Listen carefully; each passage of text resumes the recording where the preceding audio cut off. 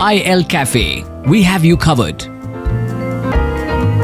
Good to have you join us on IL Cafe. Welcome to the show. My name is Sheetal, and on today's episode, we're going to be looking at some of those changes in policy, not just within ICICI Lombard, but also in the general insurance industry that have actually, or rather that are geared towards making the customer experience a lot more seamless and productive, especially when it comes to that one really important aspect, and that is claims settlement.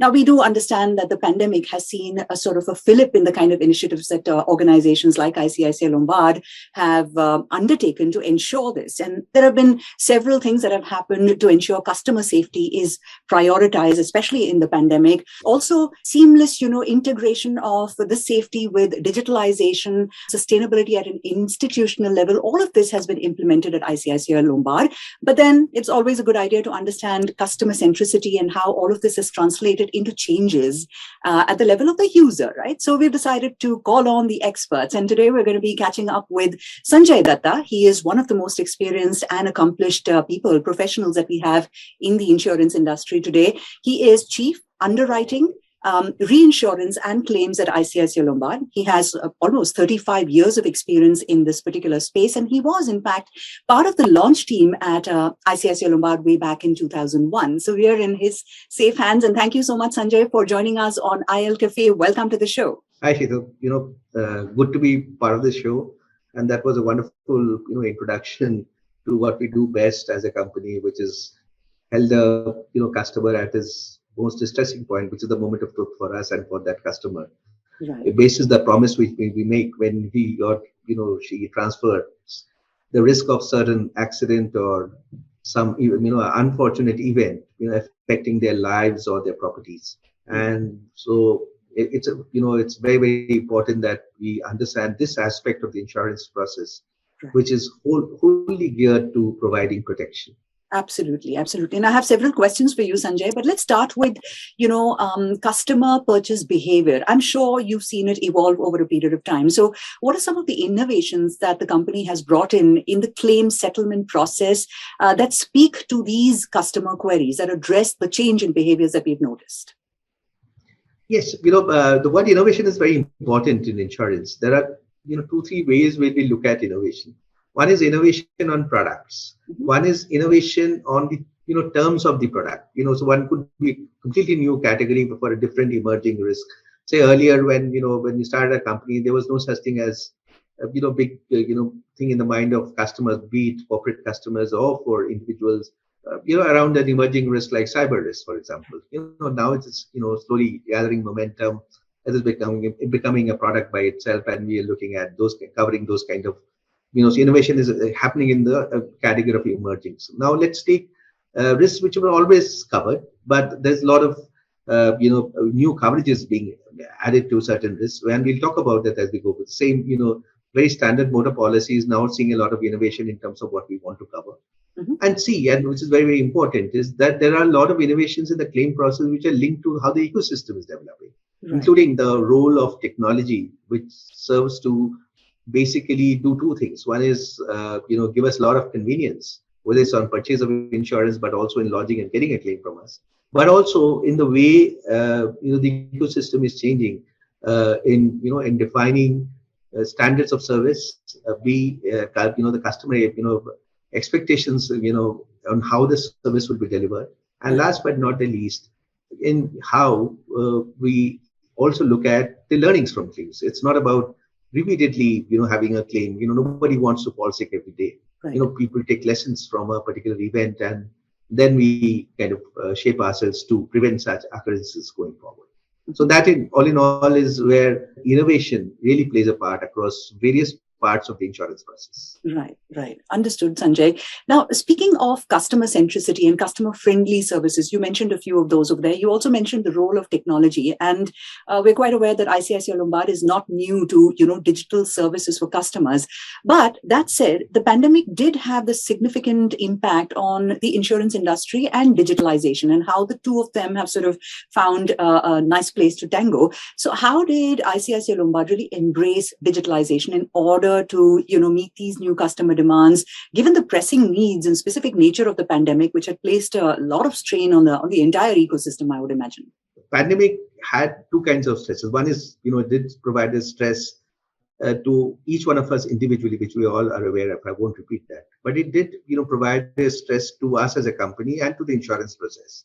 And some of that, of course, has manifested in the way the insurance industry has reacted, especially in India. How we as a company, along with us, the rest of the industry reacted to, let's say, paying claims arising out of the pandemic, which was humongous. I mean, to this date, for the one single infectious disease which is spread across the population, we paid more than 30,000 crores. Now, that is, of course, it has led to stress for us as a company, and it led to stress for the consumers who've been affected, and led to stress for them in trying to not only fight the disease but also look at the financial aspects of fighting this disease. So that's one stress. But what are the other learnings of this particular event, and how did it help us in terms of our drive for digitalization, various other things? Of course, it helped us a lot. It actually, there are so many things where, we do not have a habit. We have formed a habit because of so many ideas, flowing around, habit because we don't use those ideas. So let's say, for example, the technology of meeting each other on the digitally, these Zoom meetings, Teams meetings, all of that were there earlier. But the way everyone adapted to it and, took it on as a measure was a very important way of, forcing digitalization in a big way. Now, beyond that, on the personal side, as a company, how we reacted was we started looking at, digitalizing a lot of our claims process. And that came out of necessity, and, it's the theory of constraint which kind of drove us. The customers couldn't meet us, we couldn't meet the customers. A lot of them were not in a position to send us physical documents. Then how did we innovate? So obviously we innovated in various ways. So we said that you could download our app. So we created an app, which is a service app, and it's called I'll Take Care. And which through that you could send a lot of your documents, let's say for reimbursement of COVID claim, which you could send it through that app. It comes to us. I'm able to process it and send out the payment electronically back to you. There were a lot of things on the buying process. A lot of people adapted, the whole process of going online, using UPI, various modes of payment where, these coverages were kind of renewed with us. A lot of people bought new policies, especially some of them bought COVID covers, which actually served to enhance their normal, either their own employer-employee coverages or their own personal coverages, because you needed some insurance for such things. That's which we never thought. It was not it was absolutely different from a dengue or let's say malaria. The costs were humongous, even for treating COVID patient who had a serious COVID illness. So that was one part. The other part which really came through was the whole issue of forcing us to relook at our entire process in terms of digitalization and what kind of customer convenience we could provide. And it did not end with health only. We looked at motor. People, did not want to come to our office. Didn't want. We couldn't go to the, let's say to the garages of their homes to survey their vehicles. Could we then, we had started developing a utility app, for self-survey of video things. That really took off, and we did the video service online, and we were able to settle claims. Correct. So that was the other part which kind of helped their processes a lot.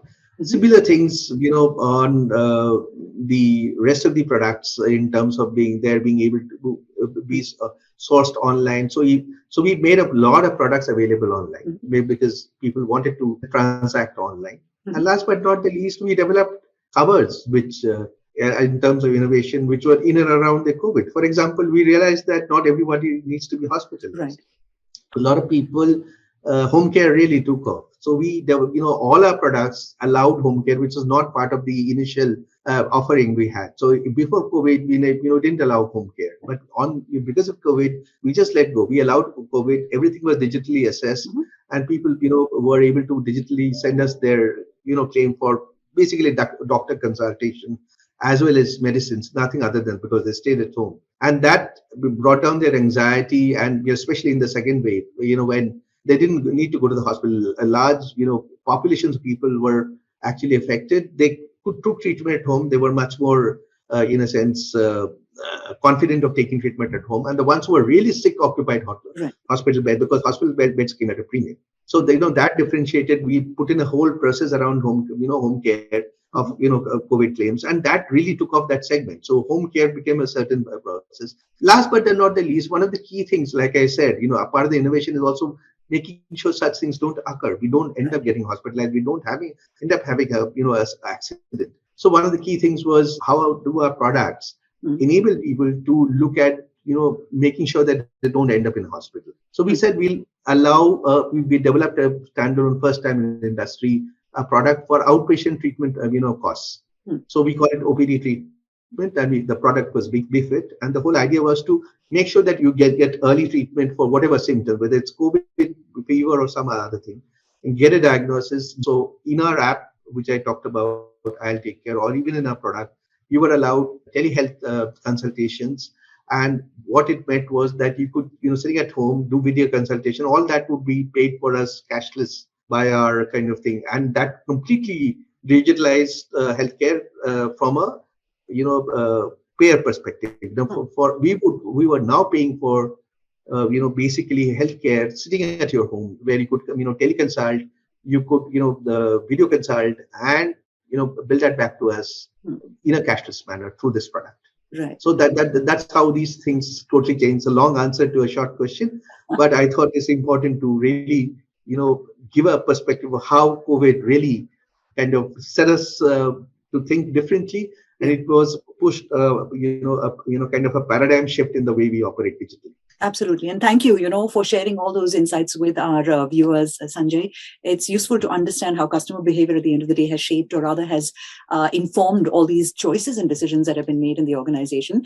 You mentioned motor insurance. Now, Sanjay, I wanted to understand this a bit better for the benefit of our viewers, because this is an area where claims are often a source of much frustration. So how has the claim settlement process changed for products like motor insurance in ICICI Lombard? If you could dwell a little bit more on that. Motor insurance has two aspects, and unlike other products, it has two very different aspects. One is what happens to the vehicle, and when an accident happens. Right. It could be smallest thing like a scratch, to a big event like a theft, or it could be a total loss when you are in some grievous incident where the car is totally D-shaped.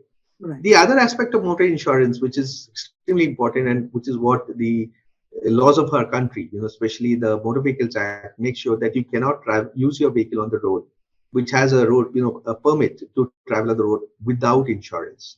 Which basically means that if you hit someone, which a third-party liability insurance, you need to have third-party liability all the time when you cover.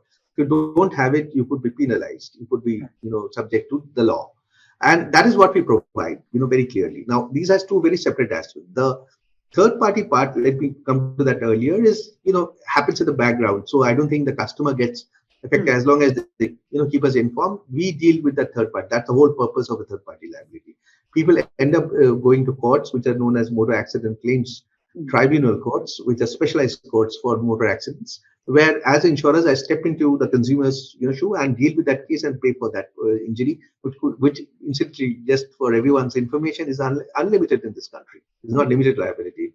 It could be unlimited for all practical purposes. But we take on that onus because you are covered automatically as you buy a new private car, or you buy a two-wheeler for new private car for 3 years, two-wheeler for 5 years. You're automatically covered as you buy a vehicle. Now you have a choice whether you want to cover your vehicle also. Typically, people when they buy the new car, cover their vehicle for the first year, but after 1 or 2 years, they tend to not buy insurance for their vehicle. That's where we advise that you do keep it covered. It has two aspects. These are total losses, the big losses, which are basically theft and a big damage to your car. And there are a lot of partial damages. Now, the idea is that you shouldn't have too much of anxiety either way, with a total loss or a partial loss. A partial loss, we have started using a lot of digital processes, which is basically we are saying that we will use, you could, let's say you have a windshield damage and you want it replaced, you could just call us. We are on a video call. You just look at your video, and we have a vendor who will come into your home and fix that windshield. Correct. You have small, as we call it, fender bender losses, very small losses to your door. Thing where if somebody's grazed your vehicle and all that, you decide whether you want to claim for that. If you want to claim for that, we can have your vehicle picked up to the nearest a garage which is tied up with us. Could be a garage which is part of the dealer network who sold you the car. Could be a standalone garage. It depends on where you want to take your vehicle, and you could get it delivered there, and people could repair a vehicle and give it back to you in time. Majority of our private car claims are cashless, which basically means you don't have to pay anything. You just have to intimate, or you go personally, go to the garage, or we get it picked up. It gets repaired and it gets delivered. So that's how hassle-free the process has become. Using the video survey, whether with the garage or all that, we are able to deliver our approvals for these repairs extremely fast. So using digital means, whether it's for that windshield repair, for that bumper repair, or for that, let's say, the entire repair of your 4 doors because it's been, let's say, kind of damage in the flat, then we just do that online, are able to give the go ahead, and you are able to start repairs. The garage is able to start repairs, deliver vehicle as fast as possible. The idea is to bring down repair time, and that depends on us in terms of giving approval for your repairs based on the amount of damage which your vehicle has suffered. Right. And so that's another thing. The last but not the least is the whole process around being able to decide whether you want to claim or not want to claim and all that. A lot of persons are not in favor of not claiming very small incidents because it affects the way their premiums are calculated, because they believe they get a substantial saving in their premium because there are no claims kind of record stays intact. They can get premium discounts up to 50% because of no claim bonus. Right. And lastly, in motor, I think more and more convenience is coming into the picture. There's a lot of innovation which we have done during the pandemic. We worked with the regulator on some sandbox initiative. Now the regulator has come out with certain directives which allows us, and we were the first to launch it in the thing. Policies where it allows you a floater policy. That means you have 2 vehicles. You are the owner of 2 vehicles. You can just get it covered under one policy. You have a car and a 2-wheeler. You can get it covered under a floater policy. Right. Convenience of getting it done at the same time, and also the way the entire claims process is handled for both. Right. And finally, nowadays, the big thing which is coming is using technology and the whole convenience part of being able to share data. So we are now getting into a whole host of measures which looks at 2 things: how you drive and how much you drive. So we have developed pay as you drive and pay how you drive kind of products, which then gets into your driving habits and also the amount of usage you make of your car. We believe the less you use, the more the better it is for avoiding accidents, of course. Right. And the better you drive, you avoid accidents. Correct. So a good driver.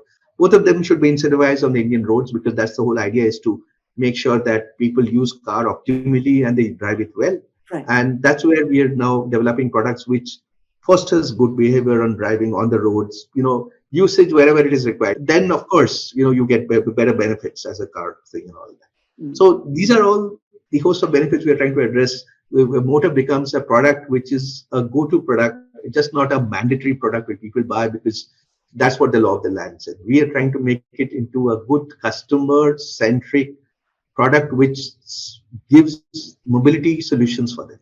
The other area I wanted to check with you on was travel, right? Because clearly the travel industry as a whole has been, has faced a horrendous time. So it would be good to understand how ICICI Lombard has actually worked with the travel industry, perhaps even travel companies and so on, to help improve things. For example, pretty much the same, right? The claim settlement process for products like travel insurance would be good to understand what we've done here. Yeah, that's a good one, because that, travel insurance in the ecosystem took a beating for us as a company, as an industry as a whole, because of the fact that travel virtually stopped. For the first year and a half of the pandemic, nothing happened on travel insurance.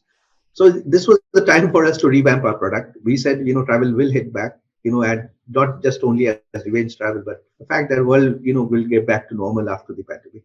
Right. And people will travel. Travel is both leisure as well as business travel, as well as travels for education, various other things, and it will continue. It's something which we need to really look forward to. So here we look at 2 parts. One is what enhancements in products can we prove to take care of exigencies like this. So during the travel first lockdown itself, a lot of people were stranded at various places. before they could come back to India and all of that, because they were traveling. There was this sudden lockdown across these things. So in fact, a lot of our policies then paid for, their disruption of store, stay at this foreign. Of course, once they were out of India, not cancellation of trips and all that. That's the travel insurance has to start. It started and people were outside. We did pay for all of that. Went out of the way to take care of them. We going forward, so that's typically going to be covered in our travel policy going forward. If you face disruption again, and how the pandemic is, not that it's going to die at once across the world. There will be pockets everywhere. Each country will have different, measures of lockdowns and, the way you need to take treatment. We said that, our travel policy should be able to clearly take care of all of these uncertainties which goes forward. Right. The other point is that a lot of people will, we have started enhancing our product to take care of various things in terms of leisure travel. Leisure travel is now going to become just focused. It's not going to be just group tours to just go and visit certain places. A lot of people will carry out a lot of activities, including adventure sports. Somebody would like to, try slightly, extreme travel, in that sense, or longer duration travels. And our products are, meant to gear up to that. So that's the second part. So we are trying to make sure the product is able to address all these certainties, which are slightly more high risk than normal travel, which we have. And finally, we're trying to make sure that we have solutions in travel for a lot of the corporates who have a lot of the employees abroad, in terms of, whether covering them for their corporate travel or giving them some sort of solution where they work and come back, to India and all of that. Right. So it's a gamut of things we are trying on the travel front, which is trying to be different from the pre-pandemic. Right. I was thinking about it, Sanjay, as you were telling us about all the, different things that we've done, the innovations underway at ICICI Lombard, indeed, I realized that there's one emotion that underpins a lot of this, right? And that's trust. So from a larger perspective, if you were to simplify the insurance business, I would imagine, catering to that trust element in customers would be a critical aspect. So for the benefit of our listeners, of course, I should point out that ICICI Lombard has an industry leading ratio in the settlement of claims. But then even so, Sanjay, I want to ask you, how has the organization worked towards building trust with customers? So we have been very clear, about this agenda. So we have to build trust with our good customers.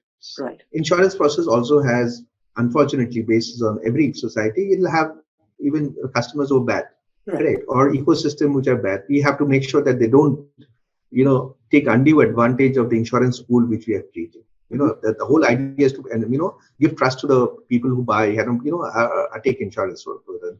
It should not be accessed by people who are wrong, correct? So there's a fine balance between the two. But one of the key features of building trust is looking at our products to start with first. We're trying to make our products all inclusive as possible. Take the health insurance policy, for example. Thanks to the regulator who's pushed us also, and we ourselves have, walked that path. Now, everything, including COVID, is now covered. There was some anxiety whether COVID will be covered by a health insurance policy. Now everything is covered. So which basically means that every part of the, every part of any illness which is there, except for illnesses which are not accidental, which is things like cosmetic surgery or something, is covered in your policy. We have now started getting into the outpatient treatment space. We're developing products there. So there could be confusion. What is inpatient treatment? What is outpatient? We are trying to cover now home care treatment. So it gives a lot of, the product is becoming broad-based so that there's no confusion around coverage. So when you buy something, you're very clear that you're getting all these coverages, which even for the elements which earlier used to fall into it. Secondly, we are also, let's say you have a different kind of product, let's say a benefit product, which pays a certain sum insured when you contracted disease. Earlier it was very restricted for critical illness. Now we are, increasing the number of diseases which are covered, so that you don't have a problem in understanding whether this would fall under heart or whether it would fall by heart/lungs or something else. You don't know, because a lot of us don't understand medical terminology and all. We are not prepared. We have not faced these exigencies in our lives. So the idea is to make the selling process more and more inclusive. So you say a lot of it is covered except for this one thing. So people understand, what is known as a kind of all risk thought process, that every risk is covered except for this. So, in motor vehicle accident, everything is covered as long as it's an accident. Not something, let's say your brake pad wearing away. That's one thing we very clearly says, that anything where it is wear and tear, other than wear and tear, or something like absolutely gross or willful negligence, we are covering all accidents. Obviously, if you go and drive your vehicle down a hill, we are not going to cover that because that's willful. Other than that, anything is, whether it's flood, accident, or whatever is covered. The third thing, and which is important, the same thing happens in travel. As long as you're out of India, we are trying to broaden the coverage. That to include the whole gamut of issues, including repatriation. But let's say somebody's COVID and needs a long treatment, we repatriate him or her to India so that the treatment continues here for the next 30 days.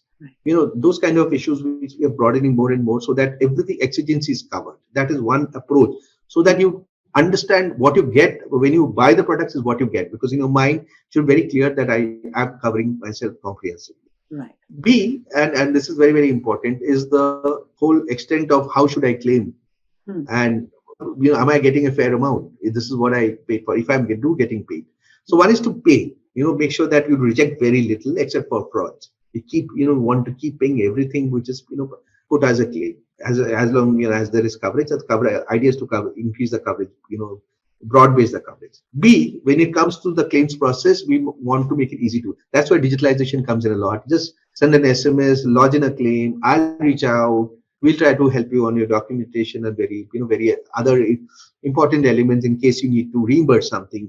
More and more, we will now want to provide cashless. Cashless means that as long as you intimate, you're just in the insurance process, you don't have to worry about how much you'll get back. The entire thing is taken care of by us. Right. Last but not the least is the whole issue of if there are certain deductions or various important reasons, for example, for in a hospital, you don't get certain things which you incur on your own, which is not connected to treatment. Let's say calls from the hospital to your home, they are not part of your treatment. Or somebody staying as a relative in your thing, and that's an extra thing which you want to do. Other than that, we would want to cover everything under the hospital policy. Similar with motor claims, we want to take care of everything. More and more, but nowadays, what has become very important is that deductions used to happen because of your parts were depreciated in motor. Now we are saying that we will have a coverage which is called a zero depreciation coverage, which basically means that if your old part, old door gets replaced, I pay you 100% for that old door, not replace cutting 50% because it's 10 years old door. Right. So that's where depreciation is. Slowly when we are cutting down the amount we pay back to you. Of course, it means you need to pay more at the time of taking the premium, but at least it cuts out the dissonance on claims. Similarly, let's take home insurance and all that. More and more, we are saying that we'll give you everything basis, your cost of reinstatement of that home. And we are building up coverages in such a manner it is extremely easy to claim. Send images to us, and we should be able to look at that image and tell you the amount which needs to be paid, and you go out and pay for repair of a wall if the fire were to hit your home, home in that sense, or sometimes the breakdown could happen. So that's one is cashless to make sure there is payment certainty, and wherever it's not cashless, to be able to pay most of it and be very clear that this is the reason why it is not covered, because this was not accidental and not meant to come under insurance coverage. Okay. So that's a broad way. We are trying, apart from increasing the coverage, which is very, very important. The other thing, right? Since I have you here, Sanjay, it's not very often that we get to speak to someone with the length and breadth of experience that you have. No, I'm happy to be part of this broadcast because ultimately, the idea of building trust is through the media and the communication thing.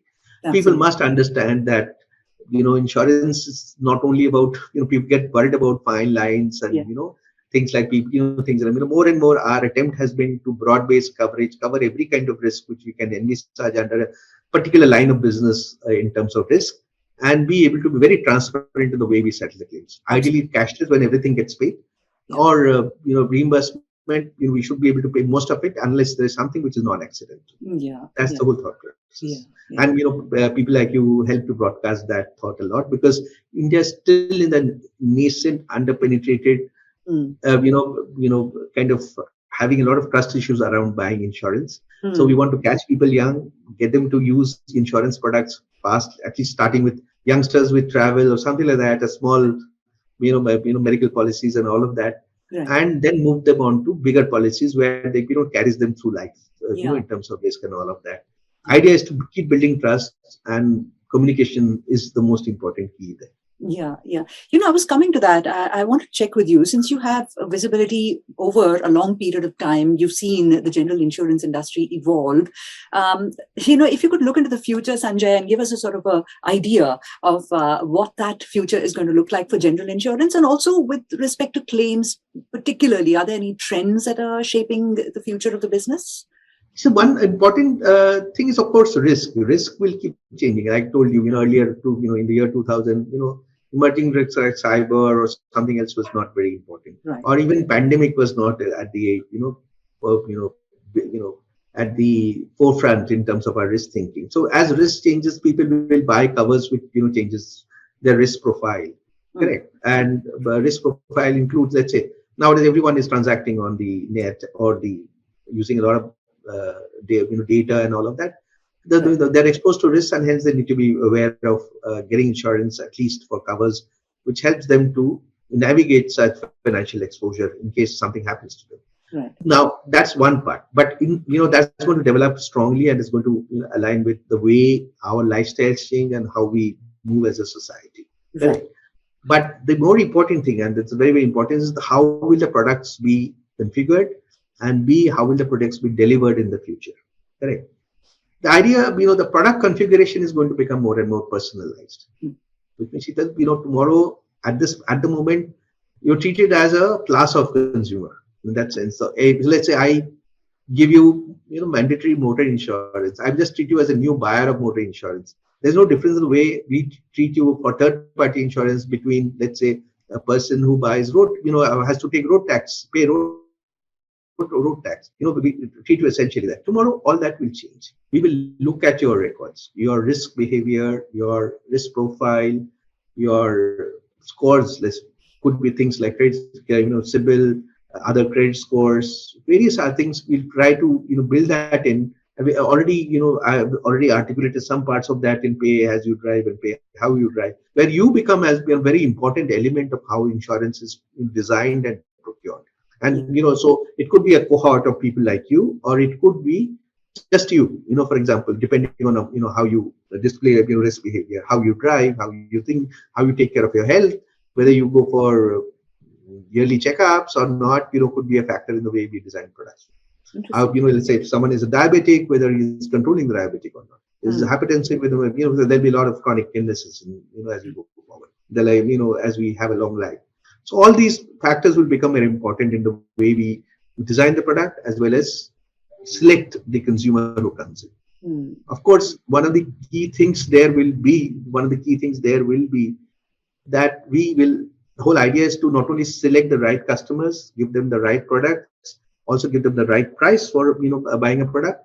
Also, at the same time, make sure that we don't select the bad consumers, the fraudulent ones, so that we are able to then give you a right price. If I load my premium with people who claim unnecessarily or who claim fraudulently, your premium, which I pay as a good customer, you'll be paying, will be that much more loaded. It's our duty to make sure that difference will happen more and more. Insurers will be able to differentiate between good and bad customers more. Keep out the extremely bad ones, like the ones who are fraudulent, out of the portfolio, and hence we'll be able to give you a better premium. Last but not the least, and which is very, very important, the amount of technology which is now being used is we call it InsurTech at that moment, is at a fairly basic level. So when we move into the level of technology with some of the other industries, including people who the industries which will launch rockets and all of that will slowly start percolating, not only in banking but also in insurance. Right. So a lot of the the processes we have, whether it's claims process or product design things, will get automated. Simple products and all will be able to automatically be able to give you responses. There'll be a lot of voice bots which will speak to you for your doubts and clarifications. There'll be a lot of tomorrow. They'll be going forward. There will be a lot of artificial intelligence which is going to be used in paying a claim straightforward without any intervention of people. Correct. We see your vehicle damage, or automatically I pay out that claim without even interacting with you. And last but not the least, there are other cutting edge technology which is coming in, will get incorporated in the insurance system, because insurance system deals with the ecosystem, and as the ecosystem uses technology more, whether it's hospitals, doctors, let's say pandemic made them use them much more. Garages, all of that. As the ecosystem uses more technology, let's say 5G coming in, will actually, again, give a leap forward for technology. We will, as insurers, start using them much more, thing. Customers will demand, that we shape up to the new technologies coming. So that's what I was doing in terms of crystal gazing. But the sky is the limit. The underpenetration in India is humongous. We are at 1% of the GDP. In all mature countries, it is minimum of 4 to 5%. I believe, with the new regulator, driving penetration, in terms of the new chairman, it is going to be a big, push for, getting more and more people covered, at least for the basic risk, health insurance. Their motor gets covered, that their motor cars get covered, at least for things like a third party.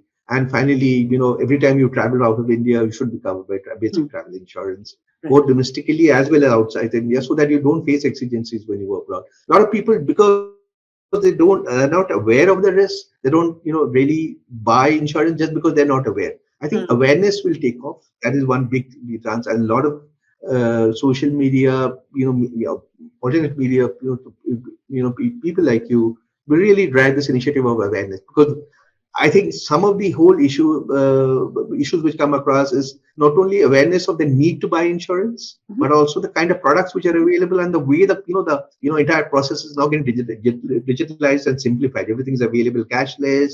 You can launch your things digitally. A lot of people don't know about this. So because that's why the reason, one is A, they are not aware, B, their trust is low. Both of these things I think requires a lot of communication. Absolutely. Yeah. Sanjay, I have to tell you, don't put that crystal ball away just as yet, because I think we'll still have need for it as we go on in the conversation. But a few things have come out very clearly. Hyper-personalization, in a sense, if I were to use that word, the use of technology in the way, products are going to be not just, crafted, but also delivered to folks. Awareness levels certainly are going to be on the high. People are, I think, learning how to unpack otherwise a complicated word like insurance. I mean, up until now, I'm hoping podcasts like this help them understand the fine print. And speaking of print and stuff like that, here's a sort of a technical-ish question. What was the intent behind the use and file regulation, Sanjay? While it will make the product launch faster, is it not going to dilute the quality of the product? No. So the essential difference between use and file and use, when it started, there was, and when there was some regulatory change, sometime back, a few years back. Whole idea was to make sure that use and file happened more in the corporate space, for products for corporates, because they understand how they buy insurance and why they buy insurance. And the chances of misselling are very little in that segment. Then filing use was put in place for B2C kind of products, business to direct to consumers, which is health, motor, travel, on these things which are between individual customers. Now, what happened there was the regulator wanted to make sure there were two things. One is the coverage is exactly as per what was promised. The processes were the wordings, the cover, everything was as per promise. And B, make sure that whatever was put in terms of our filings as the prices for such products and all are kind of adhered to, so that we do not have any dissonance when it comes to charging the same rate. Let's say you have a twin sister. I can't charge you and me and both stay at the same house. I can't and both of you, let's say, buying something very similar, let's say personal accident actually, and I just can't charge 100 rupees for you and your twin sister 500 rupees, just like that, because I get this opportunity to charge at 500. So we had to do it as per risk. So both of you are the same age, same profile, I would go for, you're living in the same place and had this, like, kind of say the same profession, I would have to charge you similarly. Right. Now, that is something which the regulators finally kind of got confidence in insurance companies, having, put in the underlying regulations which have now come in, and it's been here to stay in terms of policyholder protection. How do you file? What do you look at in terms of pricing? They say that now, given the need for product innovation, not only for having much more products in the market for various niches, but also even for this hyper personalization, well, add a lot of factors. I'll put in a lot of add-ons, which are important to you. Let's say, me, for example, I could have an add-on which takes care of my spectacles. Now it's normally not covered, but there could be people who would want to coverage for their breakage of spectacles as part of the health insurance policy. Right.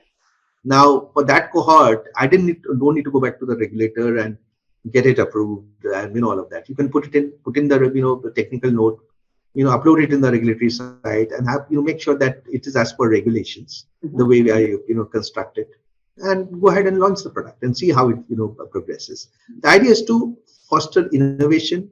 Time to speed to launch is there, and finally a lot of iterations take place. A lot of these innovations which are hyper will need a lot of iteration. Now let's say this spectacle thing maybe is very important for me.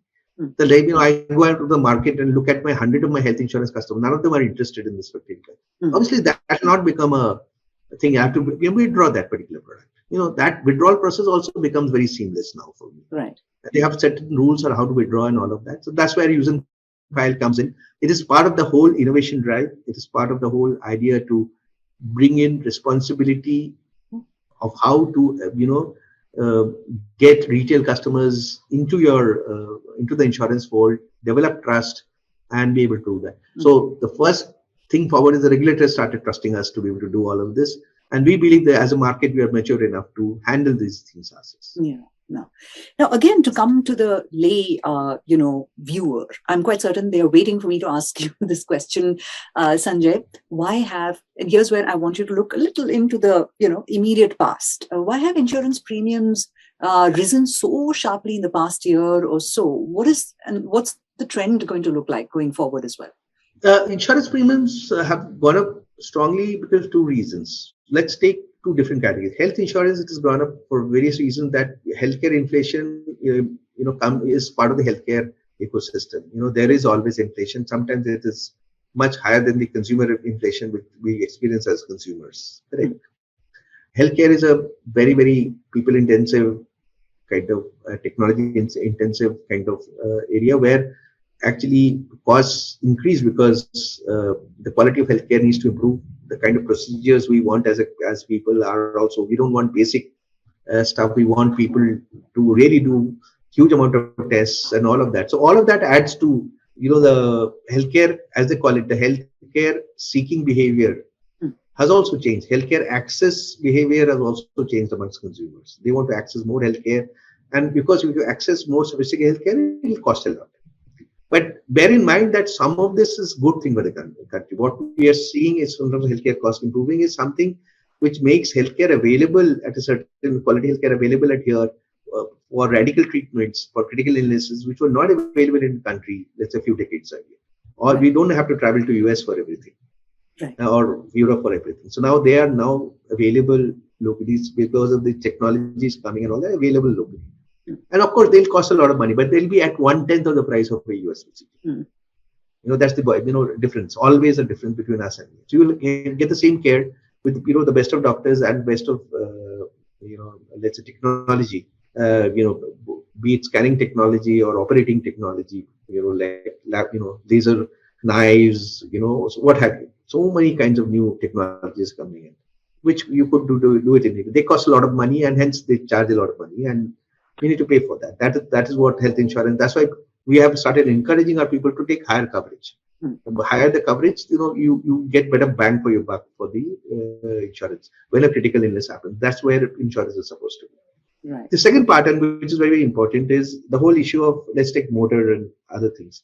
In fact, motor it's a drive the other way around. Now motor we are going the drive in terms of hyper personalization. So if you are a good driver, drive less. Actually your premiums will go down. Correct. And which is as at par. Let's say you travel to Pune every day, you're going to consume more petrol. So same thing with insurance also. Your insurance should be higher if you travel to Pune every day from Mumbai for your work. But if you travel from, let's say, on Sundays or Saturdays, you use your second vehicle, you should drastically bring down your premium. So this hyper personalization is going to help. Third party premium is actually, as of now, even now in India, is regulatorily defined. So we have no role in that. It all depends on the number of accidents which happen on the road. As the government takes more initiative on the number of accidents, it should rein it down. And we also, because it's unlimited liability, the courts also decide liability, and they keep paying more and more based on various aspects of your income and people who's been hit. So that has started going up because minimum daily wages in India have started going up over the years. So the court judgments are more, hence third-party premiums are taken. And travel is now again hyper we are getting it into areas of that. So if you travel to areas where medical cost is very high, you will get a high premium. If you travel to areas where medical cost is very low, you're going to get very low premiums. That's, premiums. But what about you? You brought up healthcare inflation, and I am a bit greedy usually on IL Cafe, and I try to decode everything that comes at me in the course of the conversation. So got to ask you this. Why is healthcare inflation high in India? Help us understand that, Sanjay. So 2-3 reasons. One, of course, is the fact that a lot of new technology is coming into India. So Indian healthcare, the amount of spends which you are doing. So the amount of spend, let's say even the government does as healthcare spends, is one of the lowest in the world. Correct. That is now significantly increasing, not only in the public space, but there's also a lot of stuff happening on the private space. Even capital is now flowing into healthcare. They have realized the inadequacy during the pandemic. It really brought us a lot of stuff in terms of fault lines in healthcare treatment. So a lot of funding is going to happen as we go forward. I think a lot of the increase in healthcare treatment is the fact that we never adopted technology to a large measure. As we adopt technology and scale, correct, let's say telemedicine, for example, you can have access to healthcare sitting at remote locations also, correct. Look at the amount of cost people go through because they're not able to get good quality healthcare at the place where they reside. And if they all keep coming to the metros or to a few, very good tertiary hospitals, costs are going to shoot up because there is limited, capacity. As healthcare decentralizes, good quality hospitals / centers which can develop under PPP initiatives to be able to deliver at least preventive care up to a certain level. The basic procedures are able to be, handled there. For example, COVID taught us a lot. Now, we heard of a situation where the COVID serious cases where it required ICU treatment had to be brought to metro cities. A lot of people came back from the things. Now people have realized that people are setting up capacities. A lot of extra government authorities are working towards it so that we have enough oxygen, enough stuff to handle, infectious diseases, which take a lot of our healthcare costs, even at the local situations. It does two things. It brings down healthcare inflation. It brings a lot of patient convenience because he doesn't have to travel. He doesn't have to worry about his family traveling to a metro to look after him for a critical illness. And last but not the least, it has a huge impact on health insurance premium for the long term. The lesser the inflation, the more affordable insurance becomes. So there are two parts which insurance premium is subject to. One is inflation, the other one is fraud. So we try to take care of both. Fraud is something we can do. Healthcare inflation is out of our hands because it depends on the healthcare sector. Understood. So we keep hoping that as it scales, as it's used more technology, as more and more procedures are handled at the place where they ought to be, I think we could see a significant reduction in cost as we go forward in terms of the number of procedures, per procedure cost for this country. Right. While I told you don't put away the crystal ball for just a bit, Sanjay, I realize that you're not going to be putting it away at all because you have one eye on the future as you craft all of these success stories for ICICI Lombard and by extension the health industry, insurance industry as well. And thank you so much for joining us today and helping us, navigate this very difficult to understand space of claim settlement and how, all the various things that inform the choices, the direction that this area is taking, consumer behavior, technology, the pandemic, and then some. It's been great, enlightening chatting with you today. Actually, it was wonderful talking to you. Questions were very, very relevant. It really drew out a lot of thoughts in me, which has also set me thinking. The issues around trust. How do I keep generating more? How do I communicate awareness and all of that? What are the key things which I think I'm always really conscious of is the need to make sure that in the customer's mind, once he's bought insurance, he needs to get peace of mind. It's like, once you bought a TV, in one of your things, you don't worry about whether the TV is going to work or not work or come to your home or not home. If I bought a TV, Your only thought will it last 20 years or 10 years? Yeah. You just worry about that. Correct. So that's the only difference when you buy. You don't worry about whether it will get delivered at your home, whether it will be switched on or not. You know that if it's not switched on, they'll replace it. Correct. So that's where fundamental trust is, and that's what I would want insurers to propagate, and the persons who insure from us assume that claims is for you to take. It's an intangible product. It's not delivered at the time when you buy the product, but whenever it happens, claims will be there. If it is not, if you're not getting paid, it is something wrong in the way we design products and you chose the products. Yeah. And so that's something I can assure you that we'll keep working towards, making sure that it should be covered in your policy. As long as it's a good claim, it should get played, seamlessly without you worrying about whether, whether you should get it or not. It's just like a consumer durable which you buy. It should work, when you buy it for the first time, you should be delighted. Here in this case, when you buy it, I don't want you to experience, but if you do ever experience it as a consumer, it should, bring peace of mind. Absolutely. And I must thank you then in advance for the peace of mind, Sanjay. And thank you also one more time for joining us on IL Cafe. That's our motto. Yes, absolutely. Nibhaye, Vaade. Thank you. You were listening to IL Cafe. We have you covered.